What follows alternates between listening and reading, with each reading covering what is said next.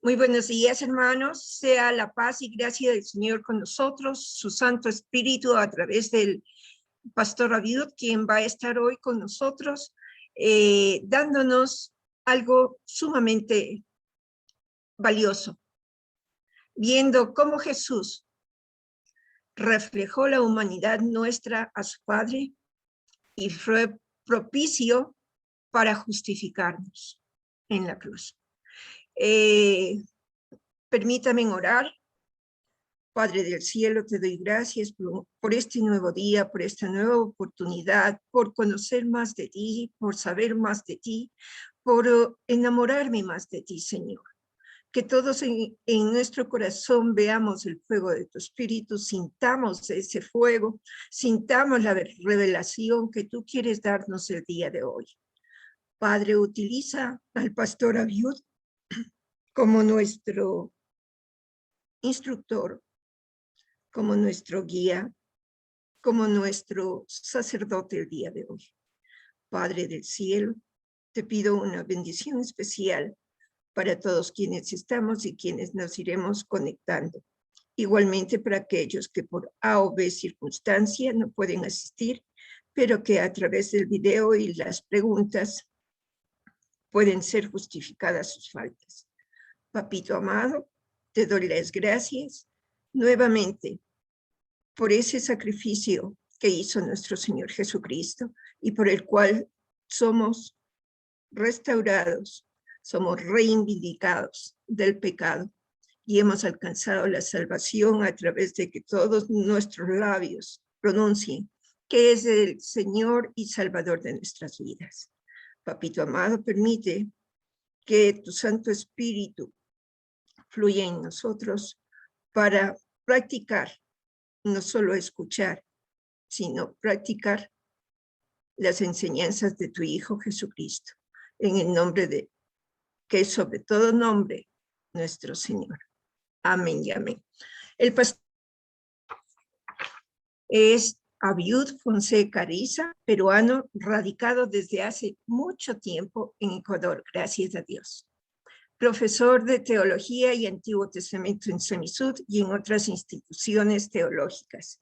Investigador, escritor de artículos científicos en el área teológica y antropológica, pastor ordenado por la Iglesia de Dios en funciones de la Iglesia Capilla del Valle, director del Departamento de Capellanía de Semisud, presidente de la Asociación Unión Bíblica de Ecuador. Estudios. Recibió o hizo Tecnología Médico de la Universidad Nacional Mayor de San Marcos, Perú. Teólogo pastoral de Semisud, Ecuador, licenciado en Ciencias Religiosas de la Universidad Cristiana Latinoamericana, Ecuador, posgrado de Teología en Escolari in Sagrada Escritura de Semisud, Ecuador, maestría en Antropología en la Universidad Flaxo, Ecuador, otros estudios, programa de Teología Intercultural, Bridging Gaps de la Universidad Libre de Ámsterdam, maestría de investigación en el programa de posgrado en Teología de Semisud y la Universidad Libre de Ámsterdam. Ustedes saben que ese es el plus de Capilla del Valle. Nosotros podemos acceder realmente a gente que está muy preparada, muy capacitada, muy edificada por el Señor Jesucristo para brindarnos sus enseñanzas. Bienvenido, pastor. Muy buenos días, hermanas y hermanos, que Dios les bendiga. Qué gusto poder compartir con ustedes en esta mañana. Gracias a nuestra hermana Martita, a nuestra hermana Mica, a nuestro hermano Mauricio por el servicio que hacen todos los sábados para que podamos tener al alcance estos estudios acerca de la palabra de Dios. Voy a trabajar el tema que se me ha asignado. Ustedes están en un tiempo en el cual están haciendo un trabajo investigativo, un trabajo académico respecto a una parte importante de la revelación bíblica, que son los evangelios, ¿no? Los evangelios que se conocen como evangelios canónicos porque son los que están en el texto bíblico, estos 4 evangelios. Entonces, ustedes están ya seguramente bastante informados sobre muchas cosas que los evangelios nos enseñan, nos muestran, nos testifican, porque justamente los evangelios son documentos que dan testimonio de nuestro Señor Jesucristo y han seguramente repasado ya algunas cosas, así que lo que voy a tratar de hacer es que en la medida que voy avanzando también les estaré haciendo algunas preguntas para que vayan recordando las enseñanzas anteriores que han tenido en este ciclo de la Academia Bíblica. El tema que se me ha asignado es la humanidad de Jesús y es el tema que vamos a trabajar. Voy a tratar de avanzar en la medida que avanzo un poco, luego voy a dar un tiempo para que de repente puedan establecerse preguntas. Pero para que podamos no entretenernos mucho de repente o no monopolizar mucho las conversaciones, preferiría que de repente las preguntas las puedan comenzar a hacer a través del chat de Zoom, de tal modo que resumamos las preguntas en su momento y conversemos sobre la base de ellas. Si es que tienen en todo caso la necesidad de hacerlo a través de los micrófonos, creo que tienen la posibilidad de abrirlos, pero lo vamos a abrir cuando yo les indique hagamos un tiempo de preguntas, ahí abrimos los micrófonos, ya para no interrumpir el desarrollo de la exposición en esta mañana. Pero vamos a tener tiempo para hacer el diálogo, para conversar y para hacer algunas preguntas, ¿ya? Yo mismo les voy a estar guiando en ese sentido. Ok, vamos a comenzar entonces a trabajar nuestro tema, el tema por el cual estamos nosotros aquí convocados, ¿no? Voy a compartirles algunas notas que vamos a tener nosotros en la pantalla. Cuando yo comparto en la pantalla, entonces me quedo viendo solamente a 2 de ustedes, así que voy a procurar de repente cada cierto momento quitar el PowerPoint para volver a vernos y saber si todavía siguen allí, si no se han ido. El tema es la humanidad de Jesús. ¿Por qué nos planteamos un tema como la humanidad de Jesús? Porque desde nuestra doctrina cristiana nosotros hemos entendido de que nuestro Señor Jesucristo es hombre y es Dios. Por ende, entonces nuestras preguntas siempre van y siempre son dirigidas hacia esta línea, ¿no? Un poco de cómo demostrar el hecho de que Jesús es Dios y cómo demostrar el hecho de que Jesús es hombre, sabiendo de que de acuerdo a la doctrina, las conclusiones de la doctrina, entonces Jesús es hombre y Jesús es Dios. Sin embargo, aquí quiero empezar justamente haciendo una pequeña aseveración. Y la pequeña aseveración que quiero hacer es que cuando hablamos nosotros de la humanidad de Jesús, estamos hablando de algo que no necesariamente va a ser demostrable y no porque no se pueda, sino porque no hay necesidad de hacerlo. ¿Por qué no hay necesidad de demostrar la humanidad de Jesús? Ojo que los evangelios no es que son escritos que van a demostrar la humanidad de Jesús desde este sentido, en el hecho de que Jesús fue humano o no. Ellos lo asumen, ellos lo saben, ellos ya entienden de que no es necesario decir este texto es un texto para demostrarles a todos de que Jesús realmente fue un ser humano que vivió de tal manera, que tuvo dos manos, 2 pies, que tuvo una cabeza. O sea, no hay la necesidad de hacerlo porque ellos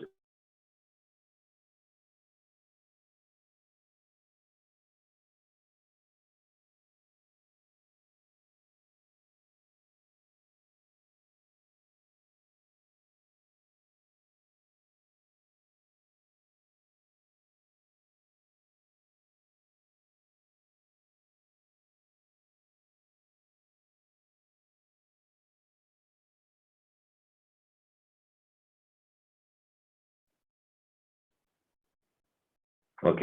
Jesús estuvo presente dentro de la vida humana, de la vida social de la Palestina del siglo I, ¿no? Entonces, los evangelios, que en realidad son escritos por comunidades, muchas de estas comunidades que habían sido comunidades que estaban formadas por seguidores directos de Jesús, que daban testimonio de que Jesús había estado con ellos, entonces no tenían, vuelvo a decir, la necesidad de hacer esa comprobación. Sí tienen que demostrar la divinidad de Jesús, porque la divinidad de Jesús no necesariamente es un hecho común, no es algo que uno pueda decir, sí, todos los días alguien es ser humano y Dios, todos los días alguien es ser humano, no todos los días alguien es ser humano y Dios. Entonces es por eso que la divinidad de Jesús sí fue un asunto que necesitó ser demostrado. La humanidad de Jesús no, porque fue un hecho histórico y en ese sentido ellos sabían, lo asumieron y trataron a Jesús como un ser humano, como su amigo, como su maestro, como alguien que realmente era bastante significativo. Por otro lado, también hablamos nosotros de que Jesús, la humanidad de Jesús, se trata de un acontecimiento histórico, no solamente por el hecho de que Jesús existió y anduvo entre nosotros, sino porque la vida de Jesús implicó también algunas situaciones que devinieron en una transformación, por lo menos inicialmente, de los grupos que lo seguían, y el día de hoy, pues no solamente creemos que Jesús transformó la vida de los grupos primarios que lo siguieron, sino de que la presencia de Jesús de Nazaret, fue también un eje transformador incluso de la historia del mundo, ¿no? Es más, no solamente nosotros los cristianos, sino desde otras distintas confesiones o desde otras aristas de la vida, que no solamente es la religión, sino también la historia, la sociología y otros más, se entiende que Jesús o la historia de Jesús es algo así como una marca, como un hito dentro de nuestra historia, sobre todo de nuestra historia occidental. Entonces, Jesús es un acontecimiento histórico, porque vuelvo a decir, él estuvo allí, él estuvo presente, él caminó, él habló y estuvo viviendo una vida terrena, así como todos nosotros, y además porque su presencia en la tierra fue realmente transformadora, inicialmente para los grupos que lo seguían y después para todos los que pertenecemos a esta cultura o al mundo entero casi, ¿no? Que pertenece a esta cultura que tiene como hito primario a Jesucristo en cuanto a su vida. Dicho esto, entonces, ¿de qué nos vamos a preguntar cuando nos preguntamos sobre la humanidad de Jesús? Ya lo dije, no voy a hacer una exposición sobre las pruebas de que Jesús era humano. No, ya, esas las tenemos, las asumimos. Es como decir, vamos a hacer una exposición para comprobar que Martita es humana. Bueno, ya le estamos viendo, estamos tratando con ella. O sea, eso no es necesario. La Biblia no lo asume como necesario, ¿ya? Porque sería necesario si es que Jesús hubiera sido un ente raro y ese ente raro para ver si es humano o no. No, la Biblia sabe que realmente Jesús fue un ser humano que caminó y estuvo y no considera necesario. Por otro lado, algunos dicen que cuando vamos a hablar de Jesús, vamos a hablar de su humanidad, entonces tenemos que hablar de aquellos aspectos que a veces nos interesan por la curiosidad que se destapa cuando queremos hablar nosotros sobre la historia de algo, ¿no?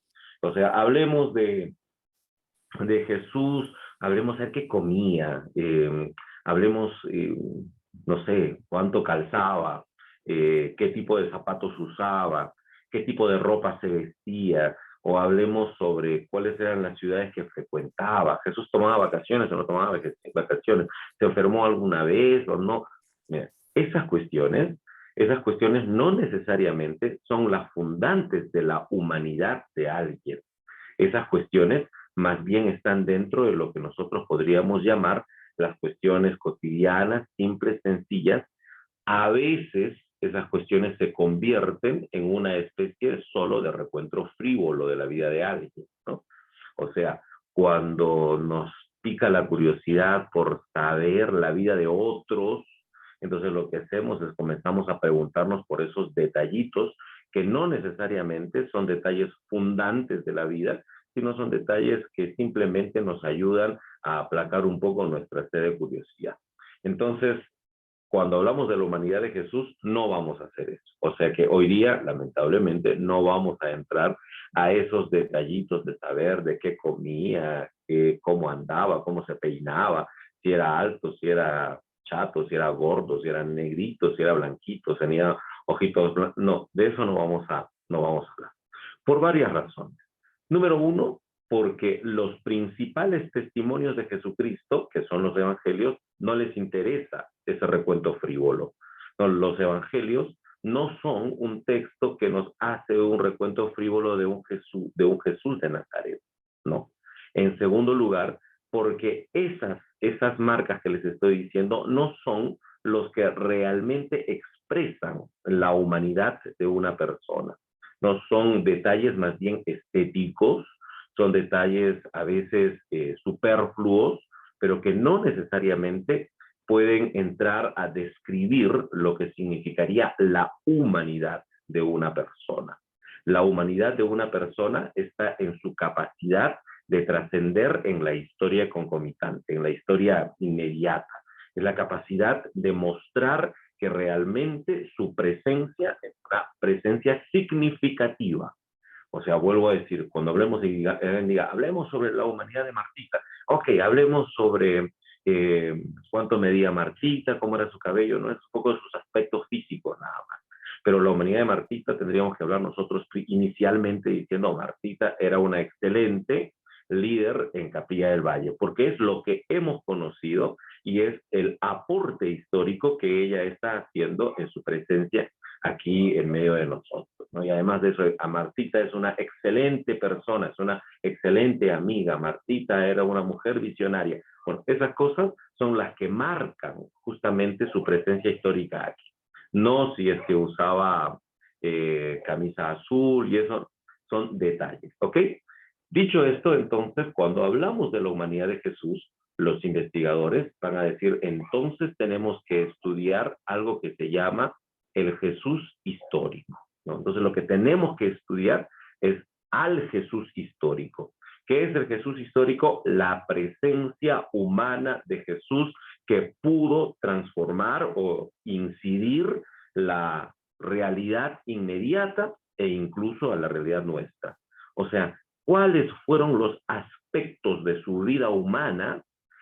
¿Cuáles fueron sus dichos y hechos que en todo caso se registran tanto en los documentos como en la misma historia que hicieron que Jesús pueda ser reconocido al punto que sus seguidores o sus amigos inmediatos pudieron decir, ah, él es un Mesías, o él es un Mesías?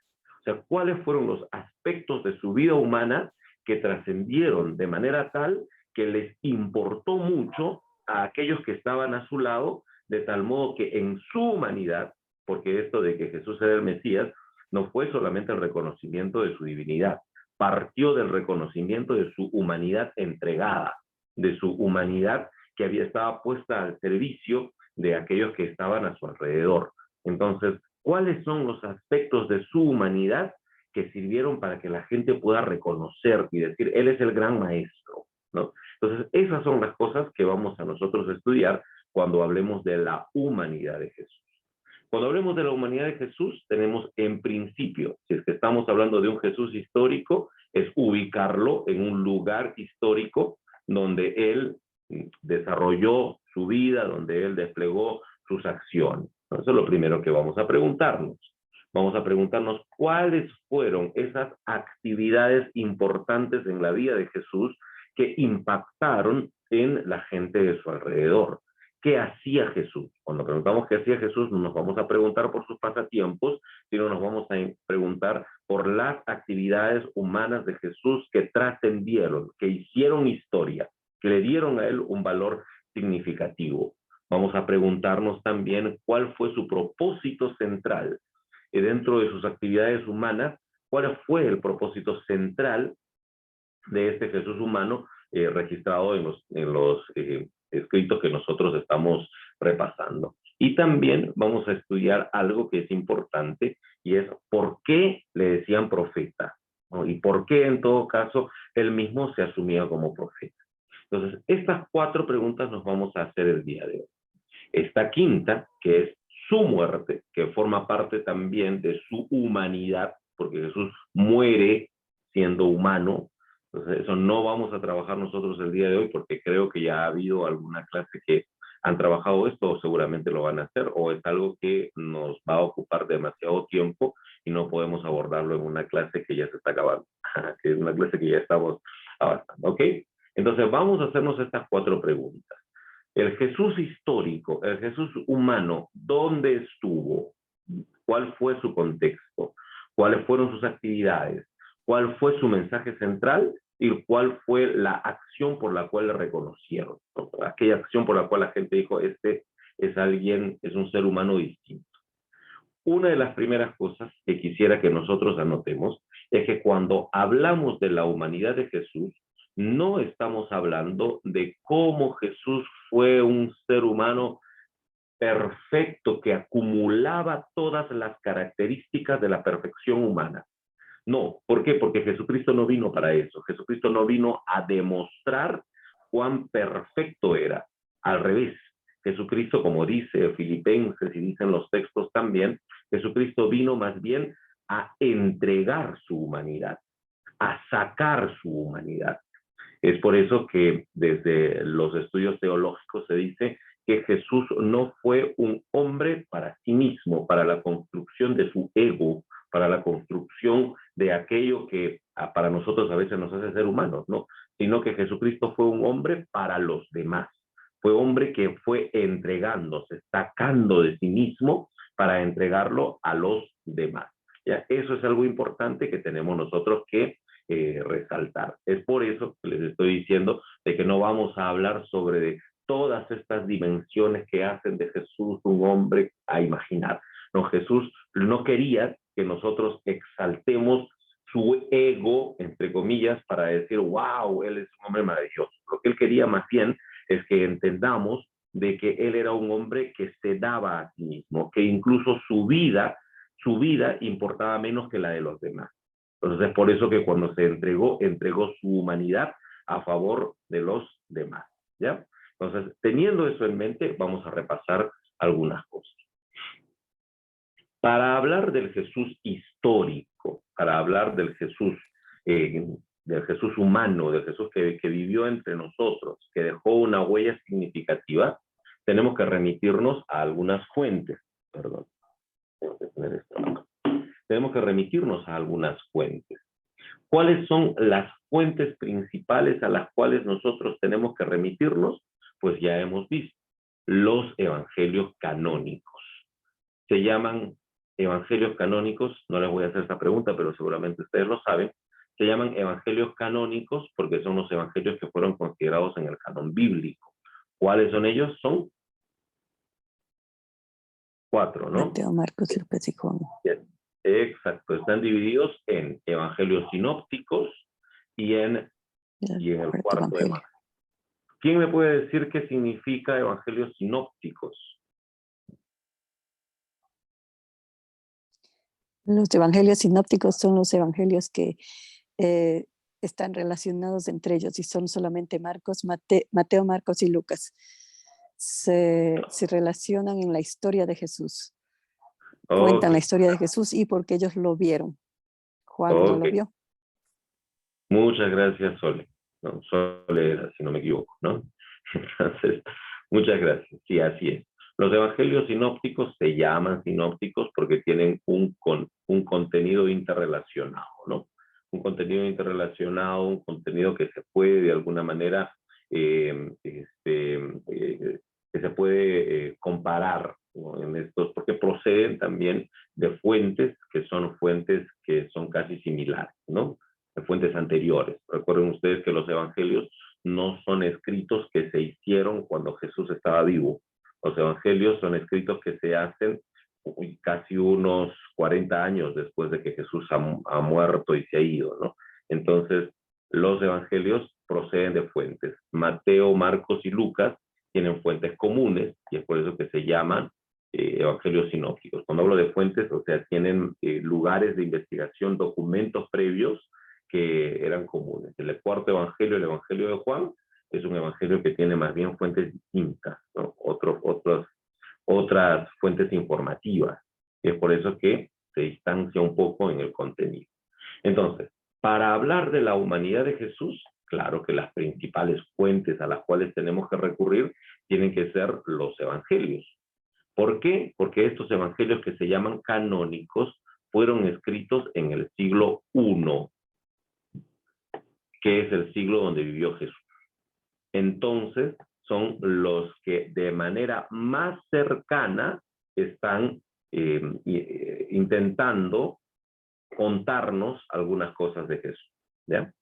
¿Hay otros evangelios que no sean canónicos? Hay muchos evangelios que no son canónicos que se conocen como los evangelios apócrifos, le hemos llamado nosotros de esa manera, ¿no? No están en la Biblia, están por otros lados, pero podemos acceder a ellos y en estos evangelios se habla también de Jesús. El problema es que estos evangelios no son del siglo I, sino son del siglo II, sobre todo el siglo III, IV, V, o sea, muchos siglos, algunos siglos después de Jesús, lo cual hace que no sean tan fidedignos. Los que son fidedignos en cuanto a su información son estos 4 evangelios porque pertenecen a este siglo I después de Cristo, que es el siglo donde vivió Jesús. Solamente los evangelios contienen algunos datos acerca de Jesús, voy a decirlo así, primariamente, principalmente, son los evangelios. Lastimosamente, en la literatura extrabíblica, o sea, en la literatura que está fuera de la Biblia, casi no hay mucho acerca de Jesús. Sin embargo, hay algunos textos que tienen menciones de Jesús, sobre todo de su muerte, ¿no? Sobre todo del asunto de su muerte, lo cual justamente hace que estemos nosotros bastante seguros de que Jesús fue un acontecimiento histórico. O sea, Jesús fue alguien que estuvo presente aquí en la tierra. ¿Cuáles son esos textos que contienen algunos datos acerca de Jesús? Antigüedades judías del historiador judío Flavio Josefo, desde una perspectiva helenizada, pero judía al fin. Él era judío, él contaba algunas cosas acerca de los judíos y escribe entre los años 90 a 100, o sea, dentro del primer siglo, casi contemporáneo con el escritor del cuarto evangelio. Entonces Flavio Josefo sí narra, él habla sobre el sacrificio, perdón, sobre el sacrificio de Jesús y sobre también cómo Jesús fue un iniciador de un movimiento, ¿no? Entonces a él ya le podemos, y él es un historiador, eso quiere decir de que él está dando cualidad histórica a la vida de Jesús. Luego están también los anales del senador Tácito, un senador y un historiador romano, que alrededor de los años 100 al 115, algunos dicen que de repente en el 116, escribe la historia del siglo I, del siglo anterior, y ahí cuando está contando la historia de Poncio Pilato y de todas sus acciones, entonces ahí habla acerca de Jesús, ¿no? Del sacrificio de Jesús, de que Jesús fue muerto, etcétera, hablándonos de manera histórica de Jesús. Estos dos textos, uno judío y uno romano, son textos que garantizan que Jesús fue un personaje histórico, ¿no? Pero no solamente están estos, sino del siglo II en adelante, o sea, un siglo después de Jesús, van a aparecer otros escritos que dan cuenta de que Jesús realmente fue un personaje histórico, ¿no? Suetonio, Plinio el Joven, que es más bien una especie de historiador judío también, Mara Bar-Serapión, Luciano Samosata, etcétera, son gente que da cuenta y dicen de que Jesús realmente existió ahí en esa época en la Palestina del siglo I.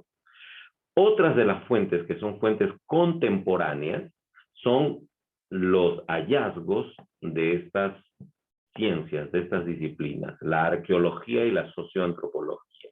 La arqueología y las ciencias sociales, el día de hoy hacen múltiples investigaciones.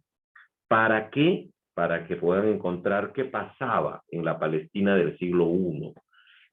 Y cuando encuentran algunas cosas, ¿no? Algunos escritos, algunos edificios, bueno, ustedes saben que los objetos también son testigos de la vida histórica, de la vida social de los tiempos anteriores.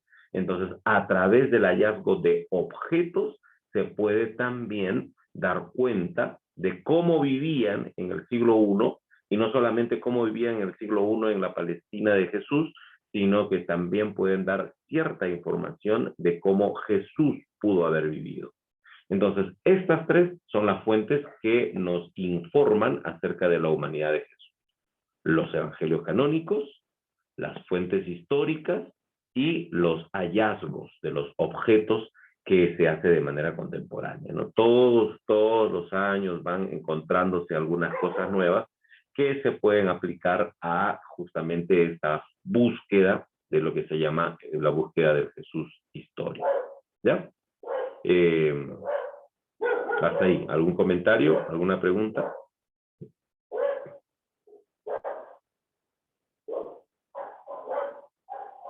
Ok, continuamos.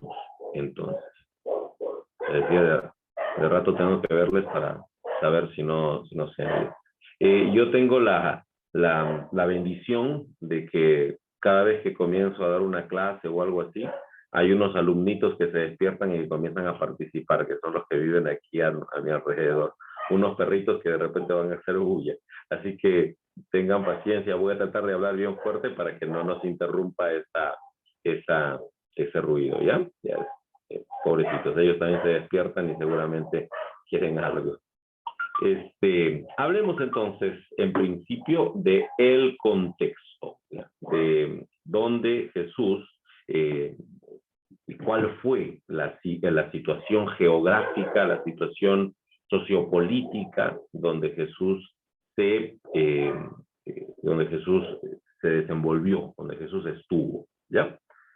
Cuando hablamos del contexto, o sea, del lugar, del sitio, dónde vivía Jesús, cuál fue su tierra, bueno, es chévere, hacemos siempre esa referencia, ¿no? Cuando alguien te pregunta y te dice, ¿cuál es tu tierra? No solamente te está preguntando por el lugar geográfico. Por ejemplo, cuando a mí me preguntan, a veces me dicen, ¿usted de dónde es? Yo digo, de Perú, no pienso solamente en un mapita, no pienso solamente en un espacio geográfico. Perú me trae recuerdos de vida, de lo que yo hice en mi adolescencia, en mi juventud, mis padres, mis raíces, etcétera, ¿no? Entonces, cuando uno habla de su tierra, no habla solamente de un lugar geográfico, les pasa también a ustedes.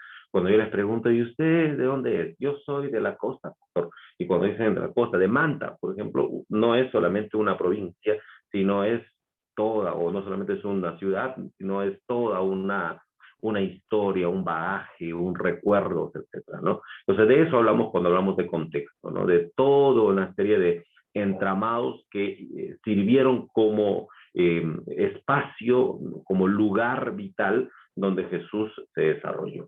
¿Cuál fue este lugar vital preferente donde Jesús vivió, desarrolló su ministerio? Este lugar que se llama Galilea, ¿ya? Este lugar fue el lugar preferente.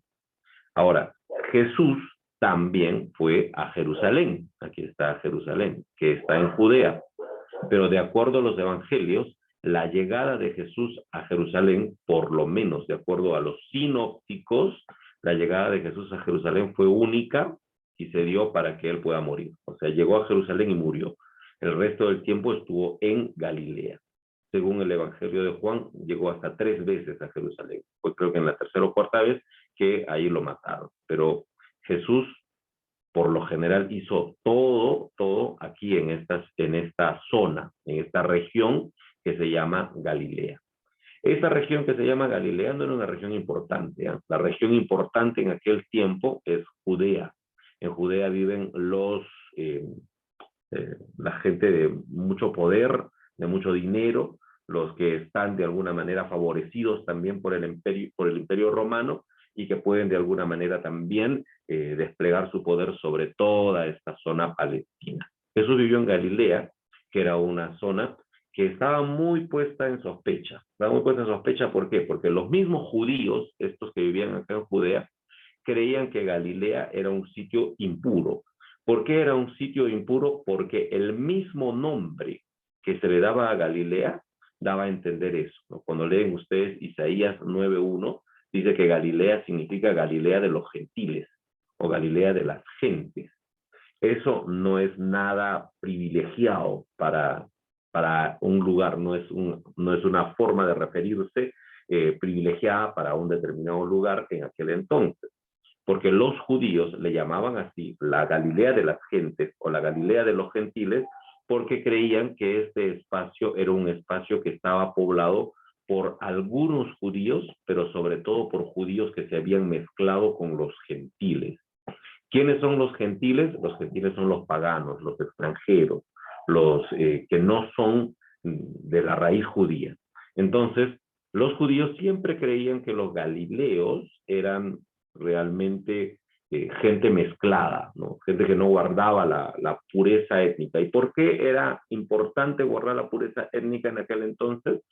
Para los judíos, no para los otros pueblos, para los judíos, porque los judíos creían que como ellos eran el pueblo escogido por Dios, la forma de demostrar que realmente ellos seguían perteneciendo a este linaje de ser pueblo escogido por Dios es que sigan siendo judíos puros, no que se mezclen solamente judíos entre judíos.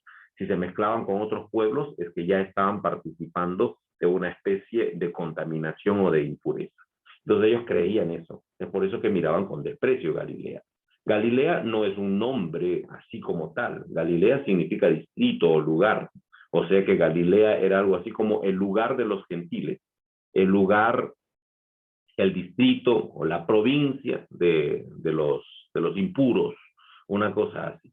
Es por eso que cuando en aquel tiempo le llamaban a alguien Galileo, no es que le estaban diciendo, tú eres, no solamente era un gentilicio, Galileo no era un gentilicio, sino era una forma de decir algo así como, él es provinciano, ¿no? Él es de un estrato menor, ¿no? Cuando se le llamaba Galileo, es del lugar ese donde están mezclados, donde están los gentiles. Pero al final, por una cuestión consuetudinaria, por una cuestión de costumbre, entonces el lugar, esta región, se llegó a llamar así Galilea, el lugar ese, ¿no? Es una región al norte de Palestina. Estaba gobernada en los tiempos de Jesús por uno de los herederos de Herodes el Grande, que fue su hijo Herodes Antipas. Un tipo ridículo realmente, ¿no? O sea, el gobierno de Herodes Antipas fue desastroso, ¿no? Es más, que después de gobernar a Herodes Antipas, los romanos no quisieron que sigan gobernando más judíos, ¿no? O más personas de ahí mismo, sino que tuvieron que ellos hacerse cargo del gobierno de esta zona. Herodes Antipas, por ejemplo, en el texto bíblico, es el encargado de dar muerte a Juan el Bautista. ¿Recuerdan eso? Marcos el capítulo 6, donde dice que Herodes fue justamente el que le dio muerte y así mataba a quien quería, ¿no? Era un tipo a quien no debemos darle mucha memoria. Sí, eso significaba un gran peligro, definitivamente, un gran riesgo. Galilea vivía en un riesgo fuerte. Herodes Antipas, que era el gobernador de aquel entonces, había decidido establecer su ciudad capital en un sitio que se llamaba Séforis, que está ahí que estoy señalando. Nazaret está aquí. ¿Ya? Y Nazaret, Séforis, estaban cerca. Entonces, Séforis era una ciudad opulenta, pero una ciudad opulenta construida sobre la base de la marginación de toda la gente de la provincia que era muy pobre.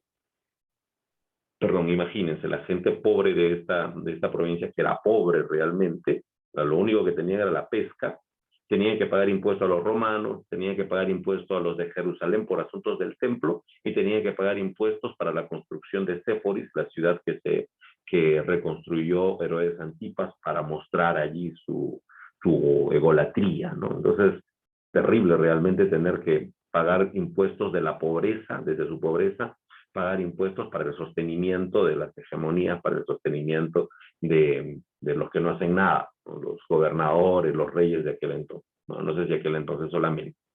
Entonces, esto era algo fuerte en Galilea, la pobreza era extrema, ¿ya?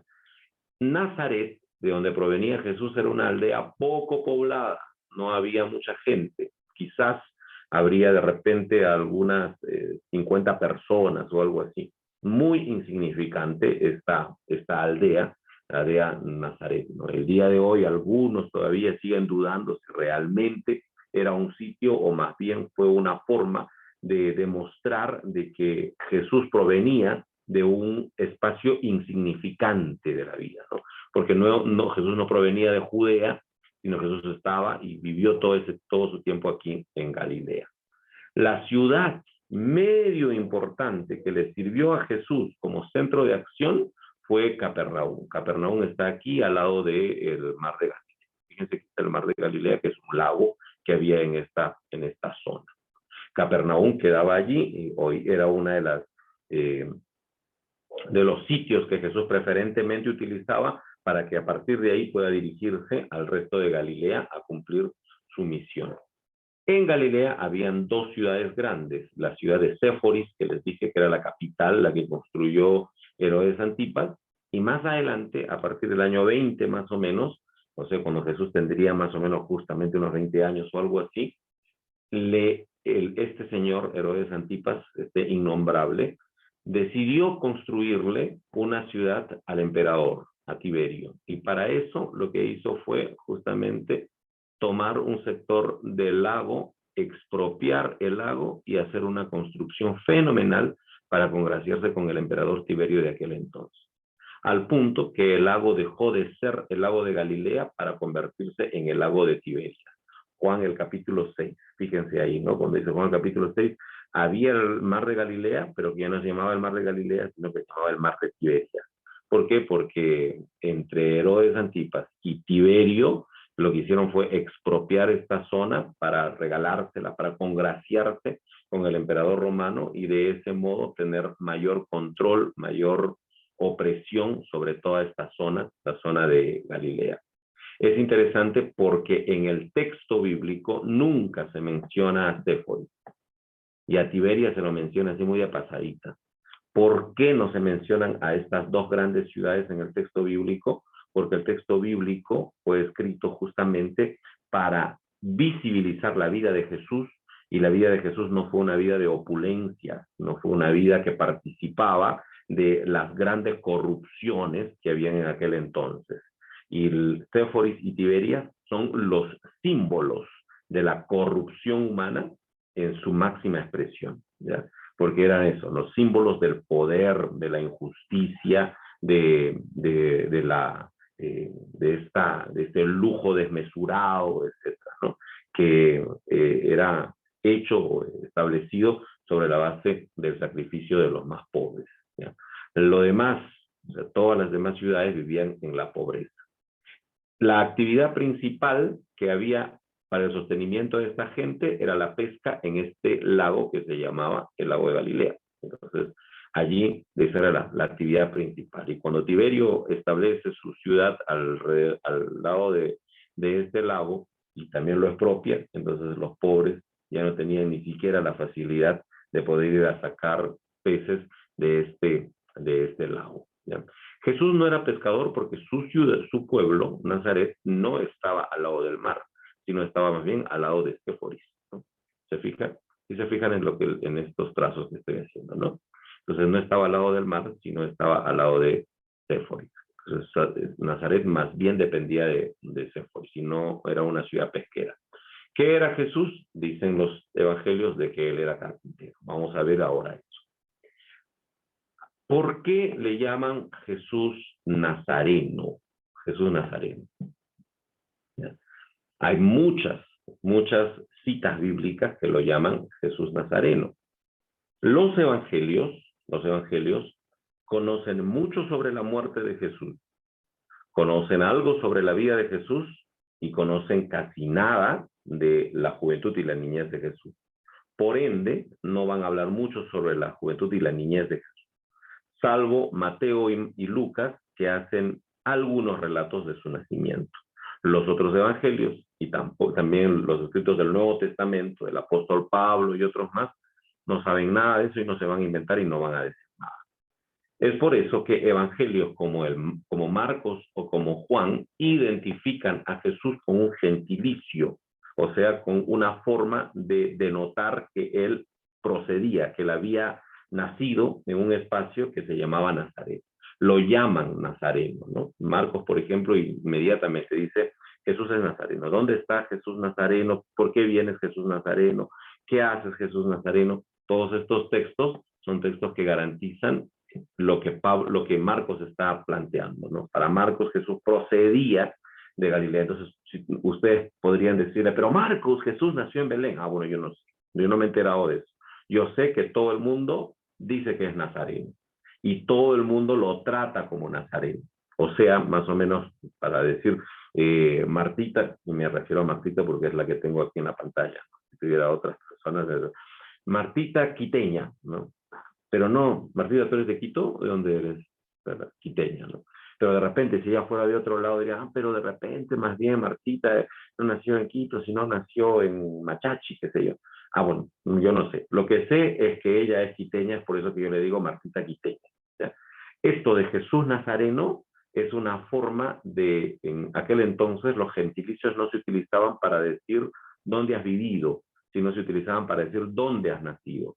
Y para Marcos, Jesús había nacido en Nazaret, por eso le llamó Jesús Nazareno siempre, ¿no? Es más, el Evangelio de Juan hace una aseveración más fuerte, porque él dice que Jesús y José eran de Nazaret, ¿no? En Juan el capítulo 1:45, ¿no? Él es Jesús, él es hijo de José, que son de Nazaret, dice ahí explícitamente, ¿no? Y en el griego lo dice más fuerte, ¿no? Porque utiliza una preposición que dice justamente eso, ¿no? Que ellos son de Nazaret, ¿no? De esta zona de Galilea. Mateo, quien dice que Jesús fue de Belén, él va a explicar y luego él va a decir, pero le decían Nazareno, ¿no? Si leen ustedes, estoy avanzando rápido sin leer los textos para que ustedes lo puedan leer después, porque si no de repente nos demoramos un poco. Entonces, Mateo explica y dice, a él le decían Nazareno. O sea, él nació en Belén, pero le decían Nazareno. ¿Y por qué le decían Nazareno? Porque eso fue anunciado por los profetas, porque fue prescrito por los profetas.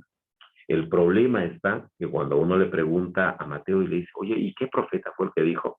Ese Mateo te va a decir, no lo sé, no me acuerdo, porque no pone allí qué profeta dijo, ni hace la cita de que alguien haya dicho eso, solamente lo dice, ¿no? Dice, porque fue anunciado por los profetas, ¿ya? En todo caso, ¿hacia dónde voy? Es que a Jesús lo identificaron como nazareno.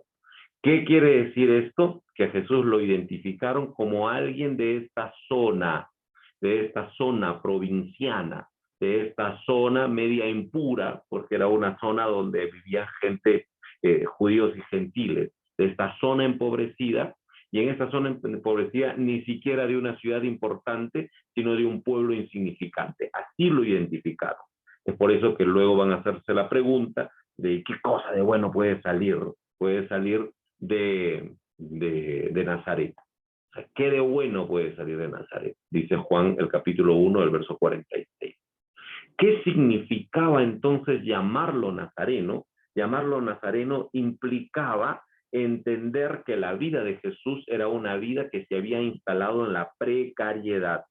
O sea, en resumen, no sé lo que podríamos decir que Jesús es nazareno es decir que Jesús es pobre, no de que Jesús pertenecía a una familia empobrecida y por tanto participaba de todas las necesidades de sus coterráneos. ¿Qué implica esto? Los grandes estudiosos de la vida, de la sociedad, van a decir que cuanto más uno participa de la precariedad, mejor entiende la realidad. Porque cuanto más sales de la precariedad, más te acostumbras a no participar de la realidad, sino más bien a aquello que te hace huir de la realidad, ¿no? Para ser un poco más claros.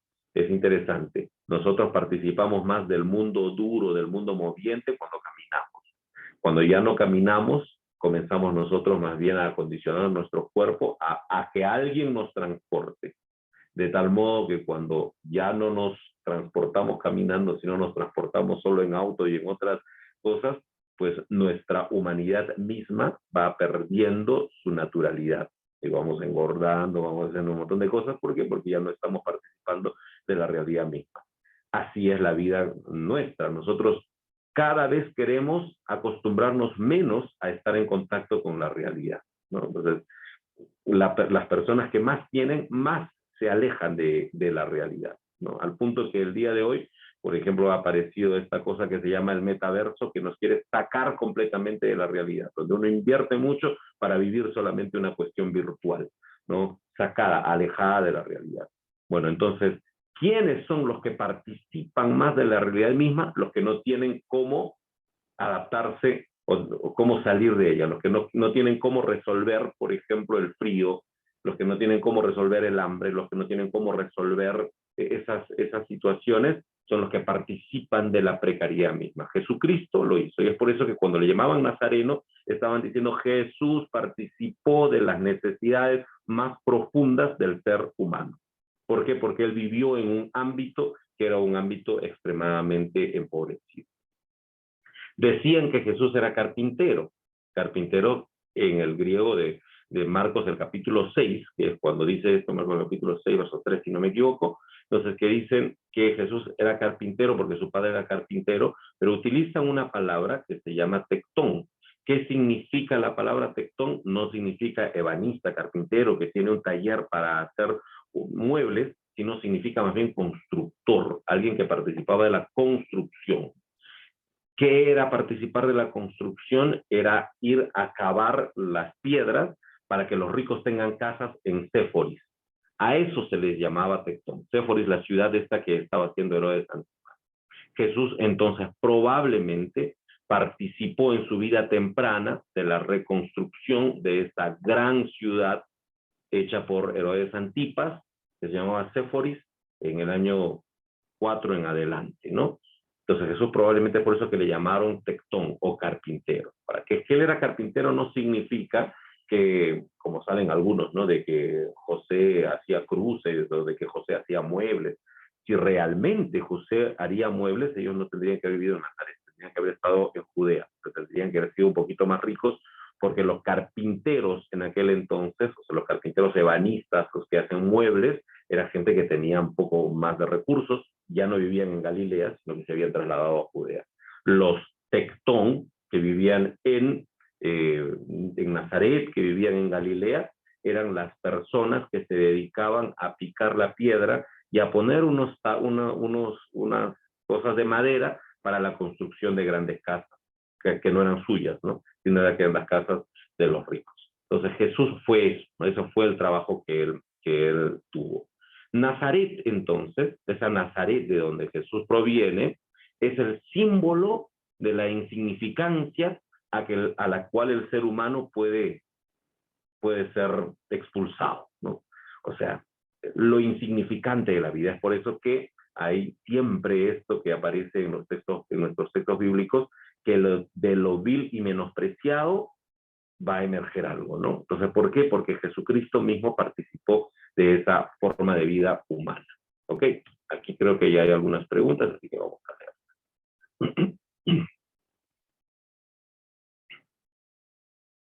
Oye, es como aquí se dice este chagra cuando no es de Quito. Exacto, exacto. Ok, así estaban haciendo algunos comentarios respecto a los términos. Bueno, hemos hablado entonces un poco sobre cuál fue el contexto, cuál fue el espacio donde Jesús estuvo. ¿Alguna pregunta? ¿Algo que quieran decir? Todo está muy claro, pastor. Gracias. Ok, continuamos entonces, ¿ya? Martita, es hasta las 8:45, me dijeron. Sí. Pastor, por lo general es hasta las 8:35 y damos un periodo de 10 minutos para preguntas y oración. Ok, entonces voy a avanzar un poco más rápido. ¿Cuáles fueron las actividades principales de Jesús, de ese Jesús humano que estamos nosotros repasando, que justamente demostraron que su humanidad era una humanidad histórica, trascendente, que realmente es una humanidad que impactó? Hay dos actividades que son actividades que él las hacía, o sea, que él en su vida humana las hacía. Estas dos son la predicación y una actividad que se llama la taumaturgia. ¿Qué es la taumaturgia? Es algo, como aquí dice, ¿no? La capacidad de hacer algunas acciones no convencionales, algunas acciones que no eran muy usuales, algunas cosas que no eran muy usuales. Lo voy a explicar en algún momento, en el siguiente momento. ¿Qué quiere decir de que Jesús se dedicaba a la predicación? Que Jesús se dedicaba a la predicación era algo propio que comenzó a surgir en aquella época, en el siglo I, por un grupo de personas a quienes vamos a llamar los líderes carismáticos. Más o menos para entender lo siguiente. En el año 4 antes de Cristo, o sea, en el año 4 muere este rey grande que se llama Herodes, justamente Herodes el Grande. Cuando muere Herodes el Grande, los judíos comienzan a creer que ya llegó el momento de tener mayor libertad. Porque Herodes el Grande, que supuestamente era un rey judío, no era judío, sino era extranjero, era idumeo, era de Edom, que había usurpado un trono judío que desde la época de los macabeos habían seguido teniendo reyes judíos, pero lo usurpa esto. No solamente eso, sino que Herodes el Grande, para ser grande, hace tratos con los romanos para que los romanos vengan y tomen posesión y no lo saquen de él del reinado. Tomen posesión, invadan toda esta zona y no lo saquen del reinado. Es más, para que cuando vengan los romanos se lleven así una grata impresión de que Herodes los recibe con bastante amabilidad, les construyó una ciudad impresionante, que es lo que se llama la Cesarea Marítima, a donde llegaban los romanos, ¿no? Herodes les construye eso. Cesarea Marítima es una de las grandes obras arquitectónicas del siglo I antes de Cristo. Luego fue destruido por las cuestiones del mar y todo eso, ¿no? Pero les hace así como que un puerto impresionante para que estén allí y que luego vayan hasta Judea, en Jerusalén, les hace casas, palacios, etcétera, ¿no? Entonces era como le llamamos acá, un cepillo de los romanos. Y era un cepillo de los romanos para que le dejaran allí en el puesto, ¿no? Entonces, los judíos creían de que había un rey que no era judío, Herodes el Grande, que era un rey blasfemo porque había supuestamente hecho arreglos en el templo, pero esos arreglos en el templo habían significado poner, por ejemplo, imágenes idolátricas, lo cual no era aceptable por los judíos. Les construyó un cuarto a los romanos en el templo, ¿no? Nada que ver. O sea, ¿cómo le puedes construir al opresor un cuarto en el templo, ¿no? Pero él hizo eso para congraciarse con ellos. Entonces, los judíos veían que estaban perdiendo una más o menos autonomía que habían logrado tener un siglo antes. ¿No? ¿Por qué? Porque ya había este rey que era un rey malo, un rey extranjero que había tomado posesión y que ahora estaba favoreciendo la llegada de los romanos. Y con la llegada de los romanos ellos sabían que no podían pelear contra los romanos, porque los romanos eran poderosos. Entonces, cuando se muere Herodes en el año 4, los judíos comienzan a alentarse de ya se murió Herodes, ahora sí podemos nosotros ser libres. Entonces aparecen líderes carismáticos. ¿Qué son líderes carismáticos? Son gente del pueblo, la mayoría de ellos de Galilea, ¿no? Que era la ciudad, el espacio más empobrecido, la mayoría de ellos de Galilea y de Samaria, ¿no? De Samaria, como este samaritano de Gerizim, que aparecen y comienzan a hablar sobre la posibilidad de retomar Judea para los judíos, o sea, y Palestina para los judíos, que ya no sea ni de los idumeos ni que no sea menos de los romanos, ¿no? O sea, a hablar un poco sobre un nacionalismo. Ahora, recuerden que en aquel tiempo política y religión era la misma cosa, ¿no? O sea, hablar de política era hablar de religión.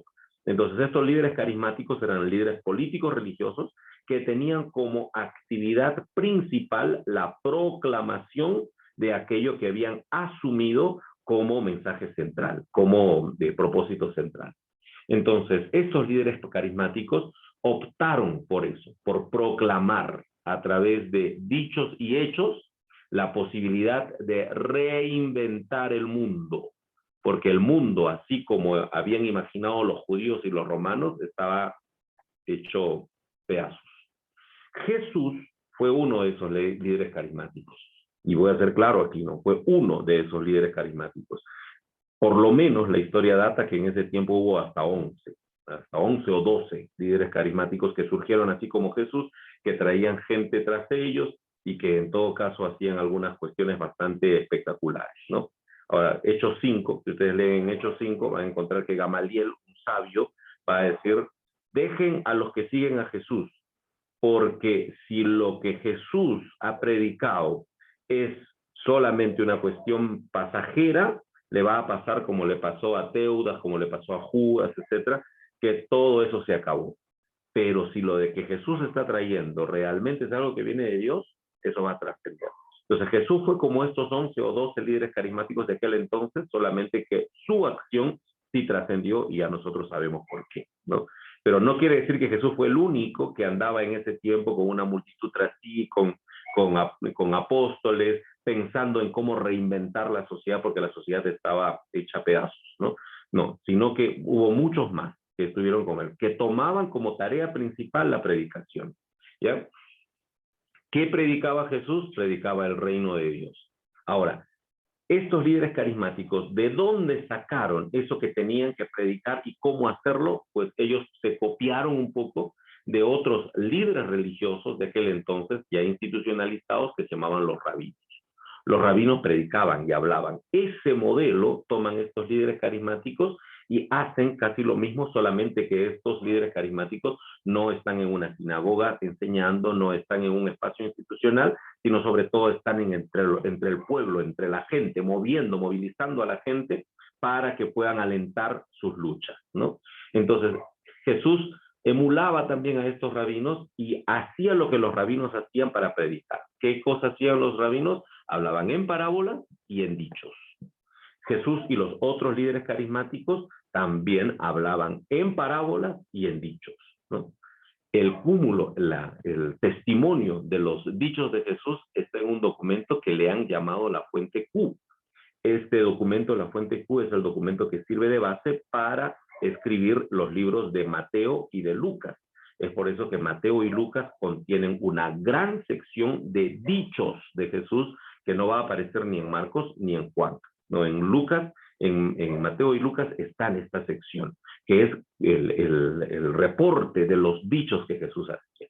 Entonces, ¿cuál era una de las actividades importantes de Jesús? La predicación. ¿Cómo predicaba Jesús? Como los rabinos. ¿Cómo predicaban los rabinos? A través de parábolas y a través de dichos. ¿Por qué Jesús predicaba? Porque era uno de los líderes carismáticos que apareció después de la muerte de Herodes para decirle a la gente que había la posibilidad de reinventar la vida, que no se siga viviendo como se había vivido anteriormente.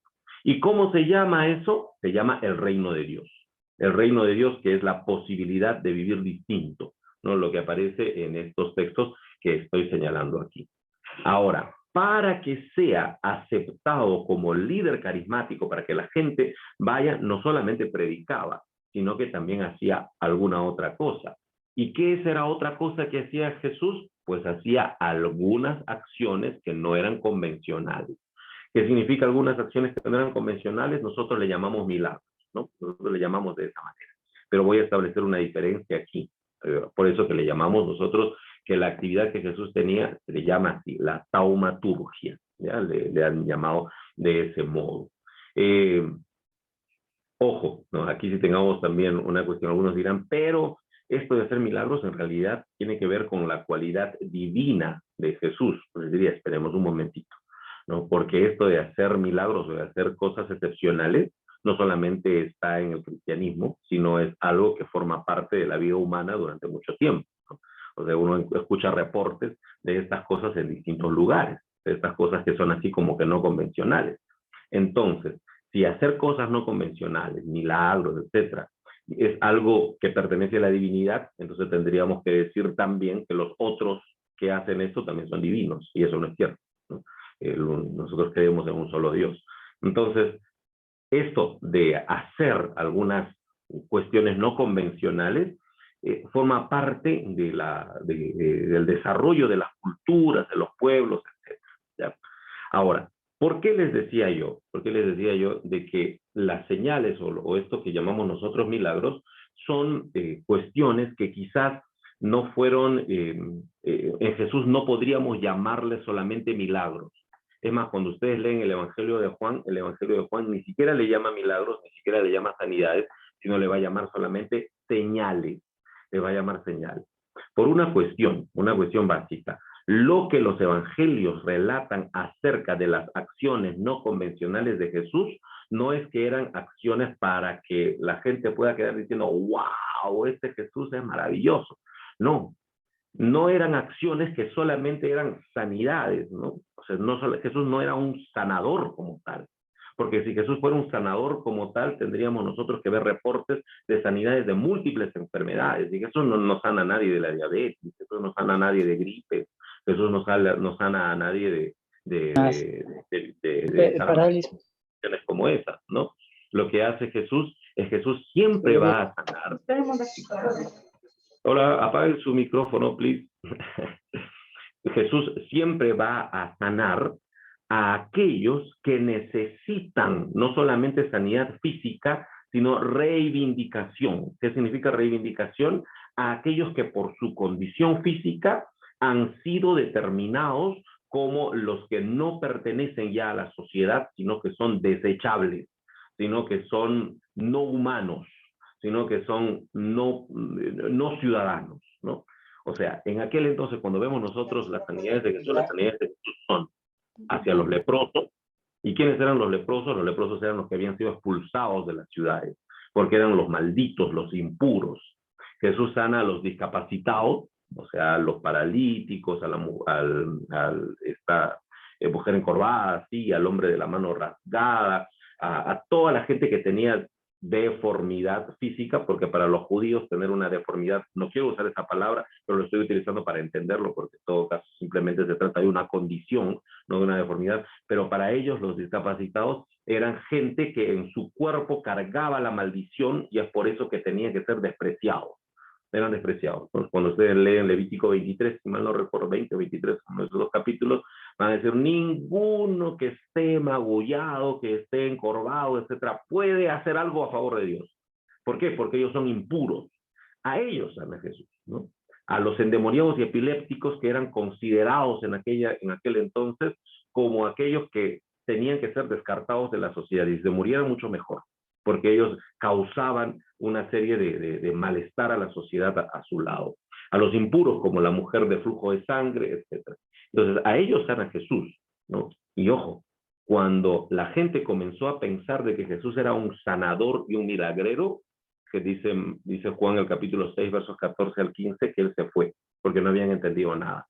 Jesús no era un simple milagrero, un simple sanador, sino era alguien que utilizaba sus capacidades para poder atender a aquellos que no solamente estaban en una situación física de desventaja, sino que habían sido despreciados por la sociedad. Es por eso que vuelvo a insistir, lo que nosotros conocemos como las sanidades de Jesús no eran solamente actos de sanidad y actos para decir, wow, aplausos, aplausos, tú lo hiciste. No, sino era algo para entender que realmente nosotros no tenemos por qué echar fuera de nuestro alcance social a aquellos que de repente aparecen o lucen como distintos, ¿no?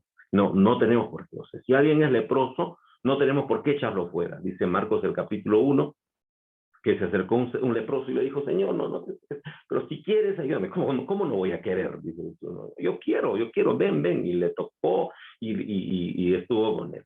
O sea, eso es lo que en todo caso hacía que Jesús pueda ser un tanto distinto que los otros líderes carismáticos.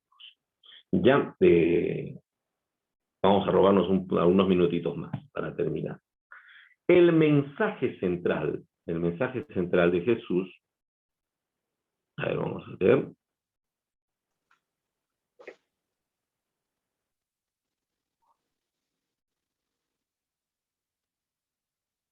Ok, ya estamos terminando, ya vamos a terminar.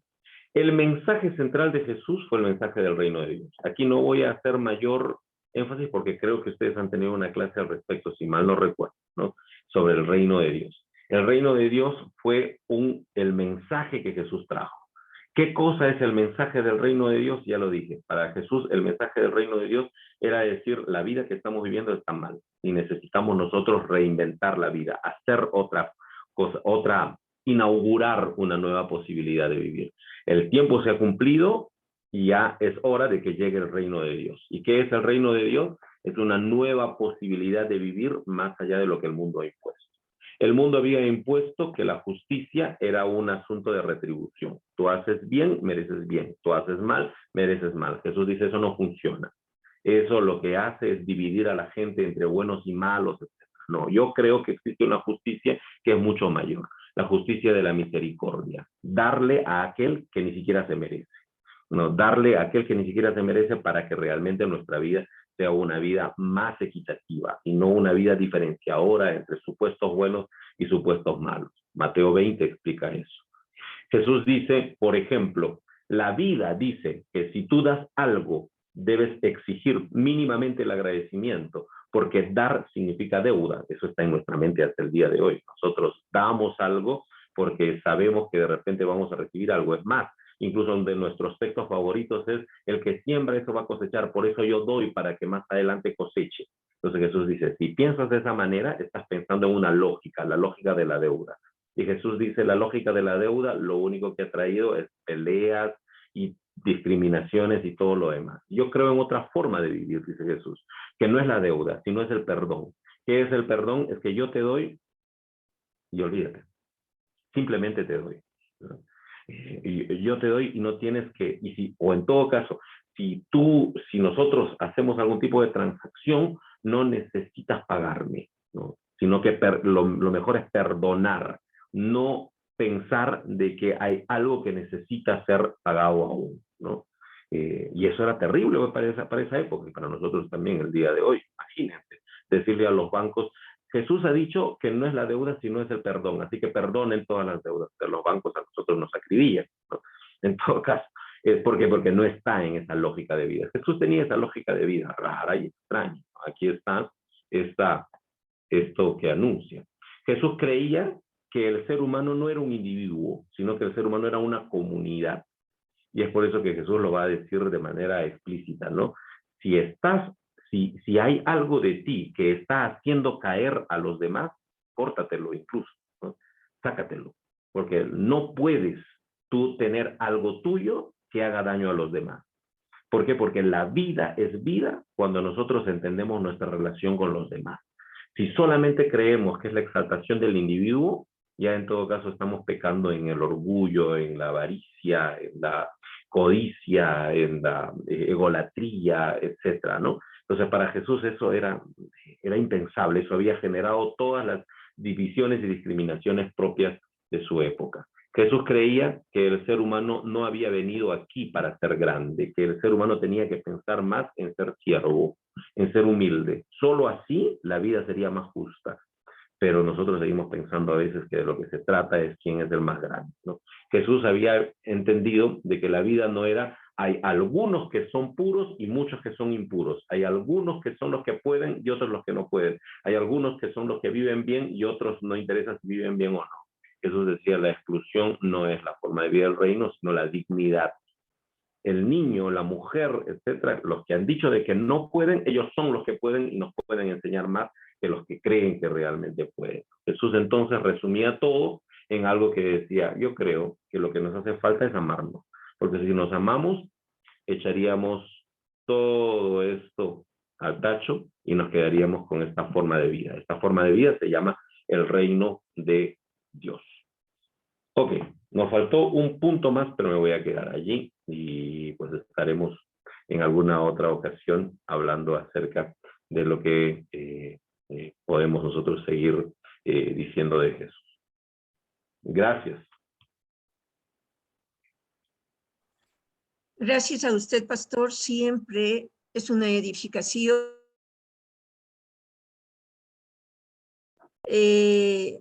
Creo que su mensaje ha sido muy claro, muy claro.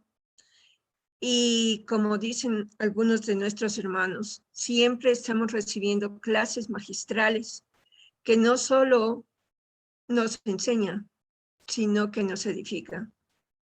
Bendita sea su vida, bendita sea la obra que hace.